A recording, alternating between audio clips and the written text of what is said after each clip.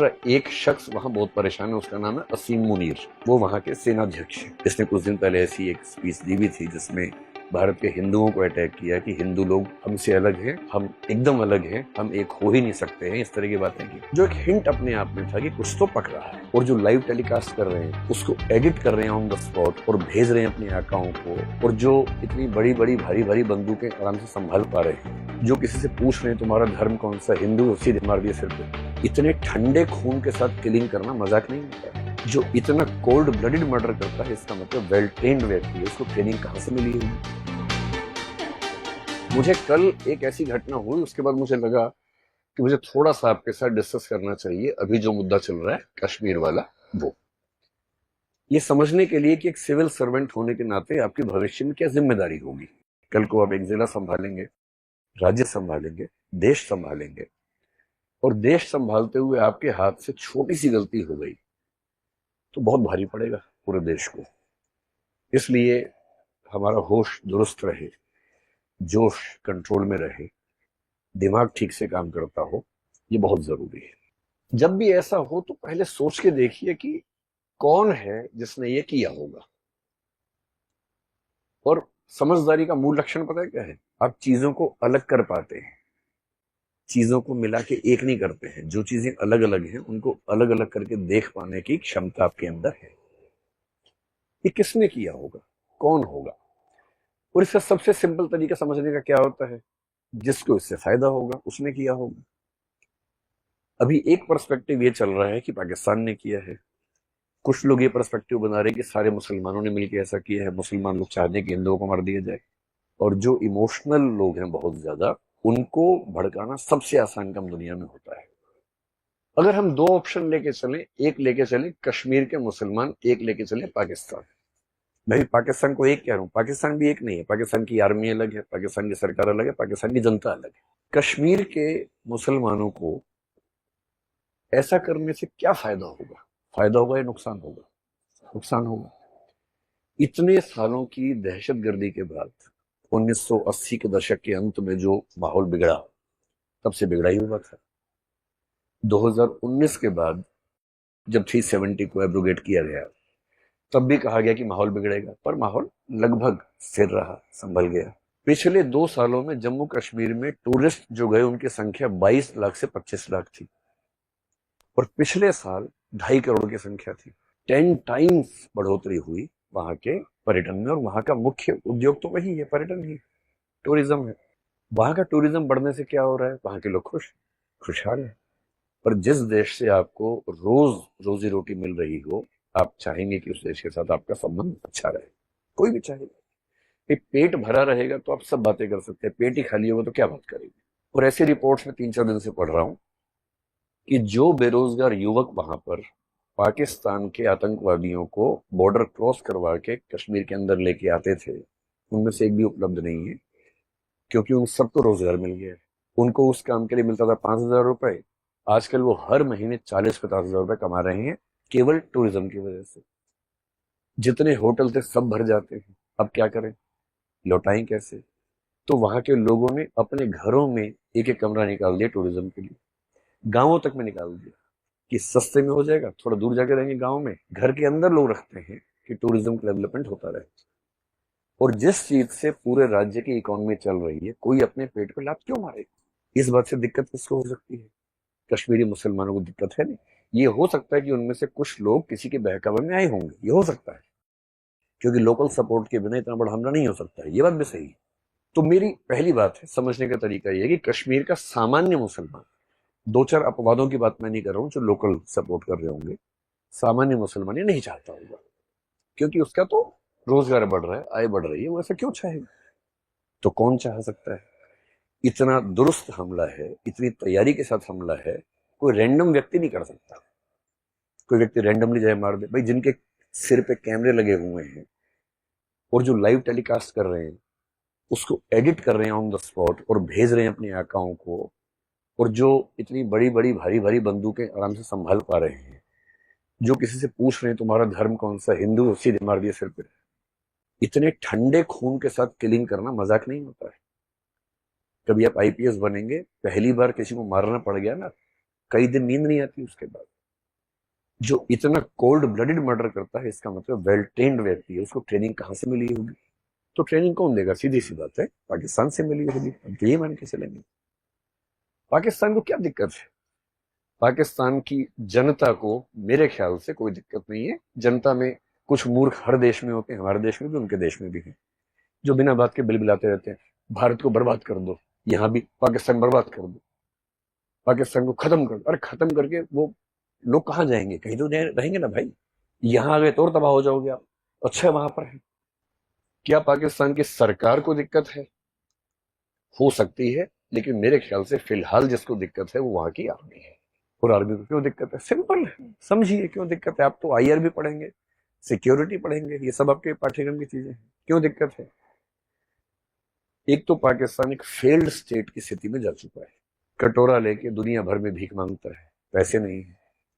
जहां आटा 600 रुपए किलो हो चुका हो और हालत खराब होती जा रही हो, आम पाकिस्तानी के पास खाने पीने के पैसे नहीं। और जब खाने पीने के पैसे ना हो तो उस देश में गृह युद्ध भड़कना बहुत आसान होता है। सिविल वॉर न भड़के तो लोगों को इमोशनली फूल बनाना बहुत जरूरी होता है। तो जब जब किसी देश में जनता परेशान होती है, शासकों की कोशिश होती है कि किसी मामले में उलझा दो।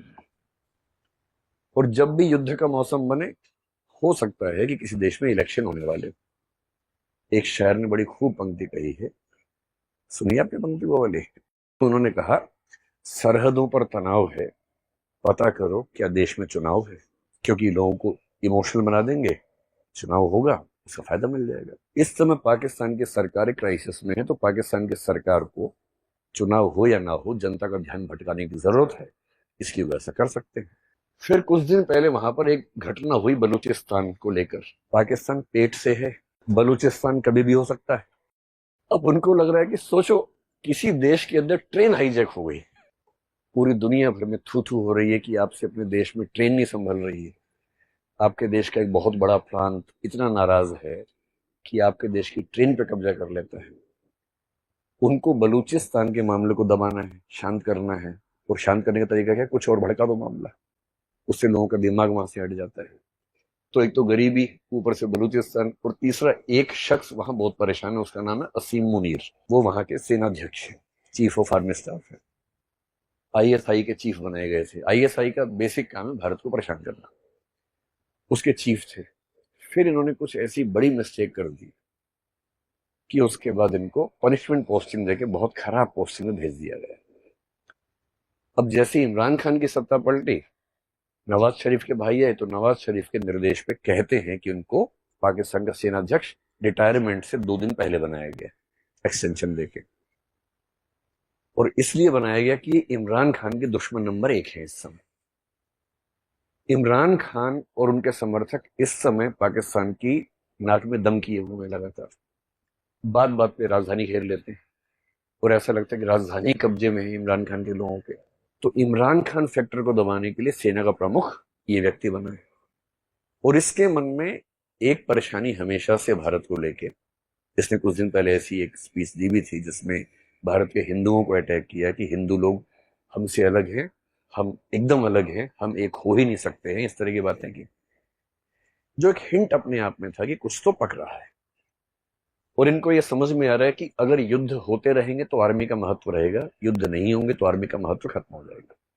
अब ऐसे मामले में सॉल्यूशन क्या है? अगर कोई आपसे पूछे कि ऐसी स्थिति में अगर आप होते समाधान करने वाले, सॉल्यूशन करने वाले, तो आप क्या करते? अगर हमने कश्मीर का बायकॉट कर दिया, टूरिज्म खत्म कर दिया, तो जीत हमारी हुई या उनकी हुई? तो उनकी जीत हो गई। इसे सही समाधान क्या है? कश्मीर में जहां जहां टूरिज्म होता है वहां वहां सिक्योरिटी इतनी कायदे से बढ़ाई जाए और टूरिज्म 2.5 करोड़ की जगह बढ़ के 3-4 करोड़ हो जाए, ताकि कश्मीर के जो थोड़े बहुत बच्चे अभी भी दुविधा में हैं, उनकी दुविधा भी स्थायी रूप से खत्म हो। इसलिए कश्मीर का टूरिज्म खत्म करने का मतलब है कि आप उनके शिकार हो गए, आप उनके झांसे में आ गए, आपने वो काम कर दिया जो वो चाह रहे थे। ये नहीं करना है। वो दूसरा क्या चाह रहे हैं कि भारत के मुसलमानों को इनसिक्योरिटी हो जाए, उनको लगे हिंदू ऐसे हैं, हिंदुओं को इनसिक्योरिटी मुसलमानों से हो जाए। जिस मामले में हमारे देश ने एकदम ठीक स्टेप लिया, पिछले 3-4 दिन में एक भी ऐसी घटना नहीं हुई जो चिंता वाली हो, क्योंकि भारत के हिंदू इस बात को समझ रहे हैं कि दुश्मनी अपने परिवार के लोगों से नहीं है, दुश्मनी बाहर के लोगों से है। जब तक युद्ध टल सकता है युद्ध को टालना चाहिए, जब टलना संभव ना हो तो करना चाहिए। साहिर साहब ने एक बड़ी अच्छी नज्म लिखी थी जिसमें उन्होंने कहा, जंग तो खुद एक मसला है, जंग क्या मसलों का हल देगी। आज खून और लाशें देगी, कल भूख और एहतियाज देगी। इसलिए ए शरीफ लोगों, जंग टलती रहे तो बेहतर है, हमारे और आपके घरों में शम्मा जलती रहे तो बेहतर है। ये होना चाहिए दिमाग का स्टैंड।